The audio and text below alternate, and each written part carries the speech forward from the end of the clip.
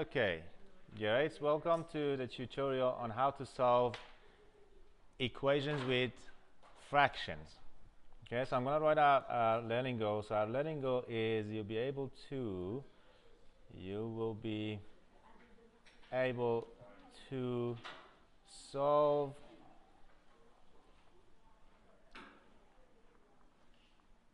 algebraic equations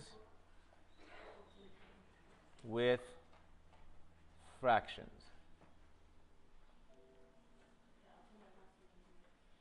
So I'm going to show you where we're going to recall that we do know that an equation, by definition, an equation is when you have an equal sign between your expressions, right? So for example, if I have 3x equals 21, I do know that the solution to this equation is the values. So I'm just going to write it here. Solutions, values for x that will make this equation true. Equation true. So therefore, we know that if I go, we all know that 3 times 7 equals 21. Therefore, I say, well, okay, x equals 7. And because x equals 7, this statement is true. Therefore, my equation is solved, right? So we already knew this. But what happens if we have fraction in there as well? So I'll give you an example. So look at this one. First example, you have, let's say, x divided by 4 this time, and equals 6. What do I do then?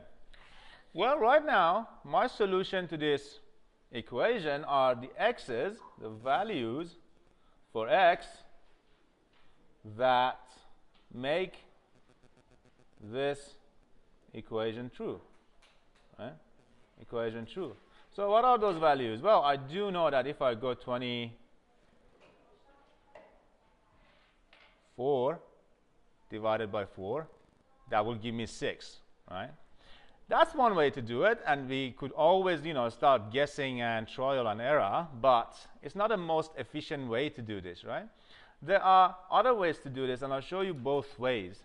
The first way is because, and I'll write the second way here, because I know this is an equation, and we said in an equation we always had a right-hand side and a left-hand side, and because of that equal sign, right, this is the equal sign, equal, I say that the left-hand side of this equation and the right-hand side are balanced. Imagine this as two sides of a scale, right? So if this side and this side are part of a scale, it looks something like this, right? I'm allowed to add or subtract or multiply or divide numbers to this side, also to that side. But what I need to remember is that I always have to keep this balanced. All right? So what does that mean for me in method 1? In the first method, I'm allowed to say, well, x divided by 4 equals 6. I do want my final answer to look something like this. X equals something, right? And that's how we solve equations. So what I want to do here is to say, and I just get rid of this, to say, well, if I want my answer to look like this, I need to get rid of that 4. As soon as I get rid of that 4, I have x equals my answer, and the equation is solved, right? So what do I do to this side to get rid of that 4? Well, if I times that by a 4, because I know 4 divided by 4 is just 1, and that will get rid of this 4, like that, then I have x by itself. Great. The only thing is that I need to remember that this scales need to stay balanced. So whatever I do to that side, I need to do to the other side as well. So I go, okay, well, that needs to be times 4 as well. So now I have, well, x on that side, on my left-hand side, equals to 6 times 4, which is 24. and that is my answer. And this is what I set up for myself. Again, I can write 24 here. This is my answer, done. That's one way to do it. It's a bit harder when it gets complicated. The second way to do it is to write the same exact equation for x divided by 4 equals 6. Now, we had a method in algebra. We call it many different names. Some people call it butterfly method. Some people call it cross-multiply method. And it's going to give you the same answer as the long way, if you do it the long way. So the cross-multiply method, it indicates, well, I need to make another fraction on this side. And for that, because I can see that there is an invisible 1 here, right? And I'm allowed to just go cross-multiply these two together. So what happens is 1 times x is just x. I'm not going to write it. 1 times x is just x. Everybody knows that. And then 4 times 6 is just 24. And you see how faster and easier this method is compared to that method. But you're allowed to use either of these methods, whatever you feel comfortable with. So let's do another example then. Let's make it a bit more complicated, yeah? Let's have an example of x plus 1 over 3 equals 6. What do I do then? Well, if again I want to go use two methods, my first method and my second method. My first method is a bit longer, so I write out my equation, and always remember that you have a left-hand side and a right-hand side, yes? Very good. So over here, my left-hand side needs to get rid of a 3. So I'm going to write out my equation again. Over 3 equals 6. So to get rid of that 3, I need to times that side by a 3, right? Whatever I do to that side, I need to do to the other side. Well, this and this will go away. What I have left on the left-hand side is x plus 1 equals 6 times 3 is what? 18? Very good. Now what do? I still need to get rid of that 1. Okay? To get rid of that 1, I need to go, well, if I go minus 1 this side, minus 1, that will get rid of that 1, because 1 minus 1 is 0. Whatever I do to one side, I have to do to the other side. Therefore, over here, I have x left equals what? 17.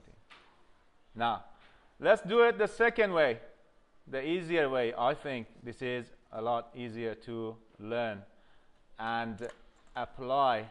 Okay, well, right now I have right-hand side, I have a left-hand side. This is my right-hand side of the equation, this is my left-hand side of the equation, and this is balanced. What I need down the bottom is x. So I'm going to use my butterfly method, my cross-multiply method, whatever you want to call it, yeah? So this way, I have 1 times x plus 1. Well, 1 times x plus 1 is just itself, it's x plus 1. Equals 3 times 6 is 18. Very good. Again, now, if I move this 1 to the other side, if you cross the bridge, the sign of your value will change. So this will become 18 minus 1, because that goes to the other side, and this one, on this side, I have x left, x equals 17. Correct answer, correct answer. Both ways are accepted. Very good. Let's make this a bit more complicated, yeah? Let's make another fraction and say, example, I have 3x minus 2 divided by x equals 4 divided by 5. Wow, that's a mouthful, right? So what do? First of all, what I want to tell you that this method, our first method when we used to add and subtract and multiply things to both sides, is a bit limited, especially when this becomes a bit more complicated. You can see, right? It's harder for me to, I need to over here again multiply this by an x, and then multiply that side again by an x to get rid of that x, and then it becomes a bit tedious. So what I'm going to do, I'm just going to use my second method. But again, if you're more comfortable with the first method, go ahead and do it your way, right? So my Second method says that I'm able to cross multiply, right? I go butterfly method. So I said, well, 3x minus 2. This is times 5, right? This whole thing, 5 times this whole thing. So 5 times 3x minus 2. Excellent. On that side, I have 4 times x, which is 4x. Correct? Yes. We do remember from our expanding, yes, remember? How did we used to expand? Oh, we said if I have a number behind the bracket, I have to take it in one at a time. So 5 times 3x is 15x. Minus 5 times 2 is 10 equals 4x. Excellent. Good. What I need to do now is to, again, balance this equation. Remember, I have a left-hand side, I have a right-hand side, and I need to balance this. So keep going. So 15x, I need to collect like terms now, right? Well, I know that if I can move things around, as soon as I move things around, I said, well, I'm going to keep that 15x on this side, move that 4x to the other side. So this becomes negative 4x because we said every time we cross the bridge, the sign will change, right? So negative 4x equals, again, I can take that 10 to the other side. So it becomes positive 10 or just a 10. Good. Now I have like terms on this side, right? 15 minus 4. What's 15 minus 4? 9x equals 10. And right down the bottom, x equals what? 10 divided by 9. And that is my final answer. Okay, guys, I will give you some more examples as soon as I finish this video, and I will see you again in another video, yeah?